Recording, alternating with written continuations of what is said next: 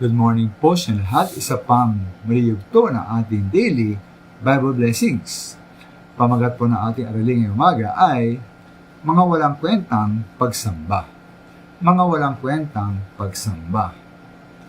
Ang bawa po, ngayon po ay kaarawan ninyo, birthday nyo, at may nabigay sa inyo na regalo, mag-ibigay sa inyo ng regalo, maaari bang bigyan kayo ng kahit na lamang na klaseng regalo? Paano kung bigyan kayo ng panis na ulam, o bulok na prutas, o peking vitamin tablets? Matuwa po kayo kaya sa ganung regalo? Okay lang ba sa inyo yan? Tuloy po muna yung totoo sa ating ibinibigay na pagsamba at paglilingkod sa ating Panginoon. Ang mahalaga hindi lamang ang sa ating mismong pagsamba, mahalaga rin po kung paano tayo sumasamba. Sa Mateo 15:79, sabi po ng Biblia, binatikos ng Panginoong Yesus ang mga Pariseo at mga nagtuturo na kautusan dahil sa kanilang mali at walang kwentang paraan ng pagsamba. Sabi roon, mga pagkunwari.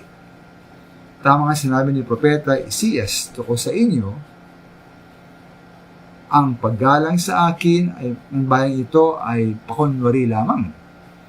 Sapagkat sa bibig at hindi sa puso ito bubukal. Walang kabuluhan ang kanilang pagsamba sapagkat ituro nilang galing sa Diyos ang kanilang mga utos. Kaya po dito natin makikita ang dalawang uri at paraan ng pagsamba na kinamdinan ng Panginoong Yesus. Una-una po ay ang pagpapakunwaring paggalang na mula lamang sa bibig at hindi sa puso. Ito nga po ang pagsambang pagpapakitang tao lamang, ginagawa upang tumanggap ng paggalang at pagpuri mula sa mga tao at hindi mula sa Diyos. Ikalawa po, ang pagsunod, ginagawa lang pagsamba, ay hindi po sa utos ng Diyos, kundi sa utos lamang ng tao. Ito ang panampalatayang gawa-gawa lamang ng tao, inimbento at pawang kathang isip lamang.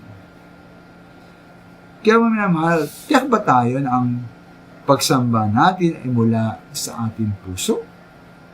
O baka ito po ay pagsambang palabas lamang? Ating bang ginagalang, pinahalagahan, at sinusunod ay mga utos ng Diyos, ang salita mismo ng ating Diyos? Maraming salamat po.